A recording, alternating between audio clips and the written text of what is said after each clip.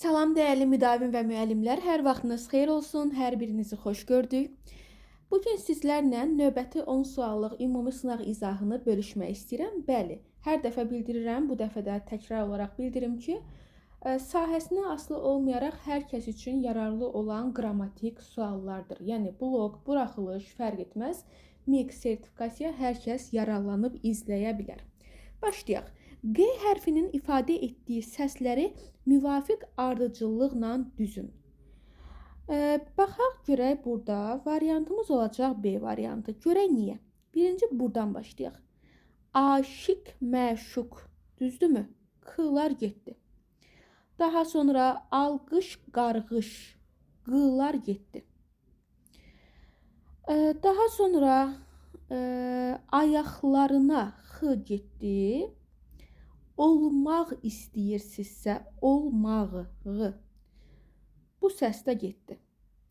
Birinci sualda hansı qaydalar yadıma düşməlidir? Yadıma düşməlidir ki, olmaq sözündən sonra sait gəlib deyə Q səsin verir.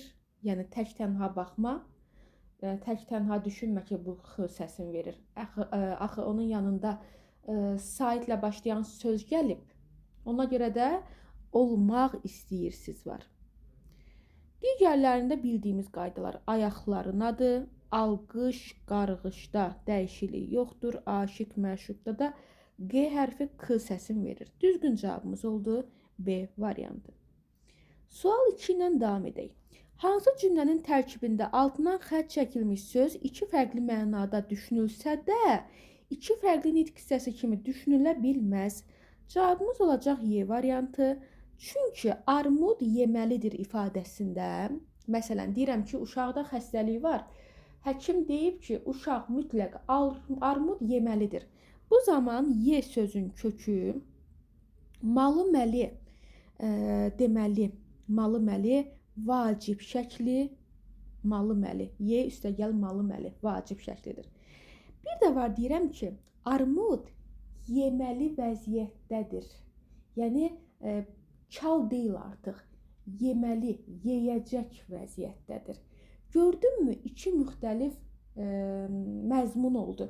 Amma istər yeyəcək vəziyyətdədir, istər yeməyə məcburdur, uşaq o armudu fərq etməz, ikisi də feildir. Ona görə bizə də lazım idi ki, iki fərqli mənası olsa da, iki nitq hissəsi olmasın da, bir nitq hissəsində qalsın. Ona görə cavabımız 1, bir də 5. Əqrəblər sürətlə işləyirdi. Əqrəblər deməli heyvanda ola bilər. Əqrəblər saatın əqrəbləri də ola bilər. Məsələn, bir saatsaz 5 ədəd saat götürüb və deyir ki, hə, əqrəblər yerindədir, hamısı normal sürətlə işləyir. Cavabımız olacaq Y variantı. Birə qalmış saça qulluq etmək lazımdır. Biri var, o bit birəsi mənasında, saçdakı birə, yəni hansısa saçda birə qalıb, o saça mütləq qulluq lazımdır ki, birə saçda yayılmasın. Bir də var, deyirəm ki, salonda resepsiyona zəng eləmişəm qeydiyyatçı şöbəsində, deyirəm ki, birə qalmış gələcəm, saça qulluq etmək lazımdır. Deməli, həm məzmunları fərqləndi, həm də nitq hissəsi. Birində saçda birə qalanda isimdir, həm də onun kökü bir deyil, elə birədir. Birində isə bir sayı yönlük halda işlənib. Gördünmü, nitq hissələri fərqləndi. Onda dərsdədir, yəni o zaman dərsdədir. Burada zaman zərfidir. Bir də var ki, saat 10-da filan kəs dərsdədir. Yəni ona zəng edib narahat etmə. Sabahdan yazdır, bir də var sabahdan uşağı kursa yazdır. Həm mənalar dəyişdi, həm də nitq hissələri dəyişdi. Bizə dəyişməyən nitq hissəsi lazım idi deyə cavabımız Y variantı. Üçüncü sualla davam edək. Hansı cümlədə altından xətt çəkilmiş düzəltmə sözdəki leksik şəkilçini silsək cümlə mənasını itirməz? Cavabımız olacaq burada, görək nə? Deməli, sabah görüş saat 5-də baş tutacaq. İstəyirsən Q-nu saxla, istəyirsən sil, fərq etməz. Cavabımız Y variantı. Eləsi var A-nı seçirlər. Deyirlər ki, onlar ara sıra dinirdilər. Ola bilər, dinirdilər. Amma burada leksik şəkilçi yoxdur. Axı elə sözün kökü birbaşa dinilədir. Buradan leksik şəkilçi yoxdursa, nəyisə silə bilmirəm. Buz qədər ləkəsiz, qar qədər təmiz olsan da böhtandan xilas ola bilmərsən. Burada leksiki silə bilmərəm. İndi sakitlikdir. Buradan da leksiki silə bilmərəm. Cavabımız olacaq 3-də Y variantı. Sual 4-dən davam edək. Hansı variantdakı sözlər eyni köklü deyil? Cavabımız olacaq D variantı. Məsələn, qurucu. Bu binanın qurucusu kimdir? Sözün kökü o zaman özün də hiss etdin ki, qurmaqdır. Yəni, bu binanı kim təməlin qoyub, kim qurub? Amma nəyisə qurutmaq, nəsə yaşdırsa onu qurutmaqda sözün kökü qurmaq deyil. Qurudur, qurumaqdır. Quruyub ki, qurudublar. Gördünmü, köklər başqadırsa eyni köklü ola bilməz. Bəziləri çaşıb deyir ki, antonim məzmunlu, yəni əks mənalı sözlər daha doğrusu eyni köklü olmaz. Elə bir qayda yoxdur. Yəni hər biri eyni köklüdür. Bax, kökləri eyni nitq hissəsidir, kökləri eyni mənadır və bu sözlər quruluşca düzəltmədir. Eyni zamanda A variantında hər bir söz verilən eyni köklü şərtlərini ödəyir. C-də də ödəyir, D-də də ödəyir. Cavabımız, daha doğrusu Y-də də ödəyir. Cavabımız olacaq D variantı. Gələk sizlərlə birlikdə 5-ci suala. Məktəbin qabağındakı bağda baş-başa verən çinar ağacları, qollu budaqlı armudlar, salxım söyüdlər elə bil mürgüləyirdi. Cümlədəki isimlərin quruluşca hansı növdə olduğunu ardıcıllıqla göstərək. Cavabımız A variantı. Ancaq isimlərə bax. Sadə, sadə, bunlar getdi. Sadə, sadə, sadə, sadə, sadə. Cavabımız olacaq A variantı. Sual 6. Hansı cümlədə fərqləndirilmiş söz fərqləndirmə qoşması məzmununu bildirmir? Deyirəm ki, səndən başqa heç kəsim yoxdur. Fərqləndirdim səni başqalarından. Müəllimdən başqa, özüm bilə-bilə başqa sözündən əvəz edirəm ki, daha rahat tapaq. Müəllimdən başqa bu sualın cavabını tapan olmadı. Müəllimi fərqləndirdim. İçəri səndən başqa adamın girməyini istəmədi. Ancaq sən daxil ol. Səndən başqa mənə heç kim yardım edə bilməz. Ancaq sən yardım edə bilərsən. Cavab B variantı. Səndən başqa qalmaq olmaz axı. Burada uzaq qalmaq mövqeyindədir. Fərqləndirmirəm. Cavab C variantı, B variantı. Hansı cümlədə təsriflənməyən feili izah edən zərf var? Təsriflənməyən, əla sualdır. Bir daha oxudum, daha dəqiq aydın oldu. Bir növ loru dildə desək, zərf, üstəgəl, təsriflənməyən feil olan variantı tapmalısan ki, sən deməli cavabı tapasan. Mən də görürəm ki, zərf, üstəgəl, feili bağlama var. Ona görə cavab D variantı. C niyə olmaz ay müəllim? Çünki C-də isim üstəgəl feili bağlamadır.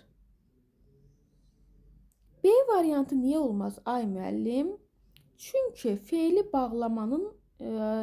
bağlamaya aid olan bir zərf yoxdur. A niyə olmaz? Çünki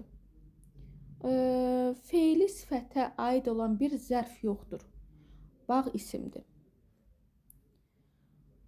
Y niyə olmaz? Çünki təsriflənməyən formaya aid olan bir zərf yoxdur. Sən elə bir variant tap ki, orada zərf də olsun, təsriflənməyən formada olsun və həmin zərf həmin təsriflənməyən formaya aid olsun.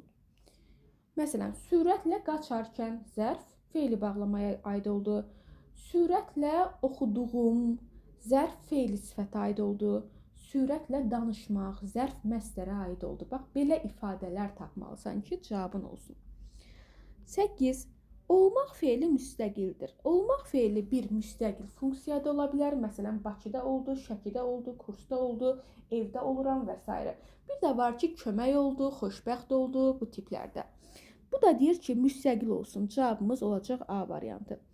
Həyatda belə şeylər də olur. Yəni, baş verir mənasında olur, yəni baş verir mənasında. Cavabımız A variantı. Yaxşı oldu, faciə oldu.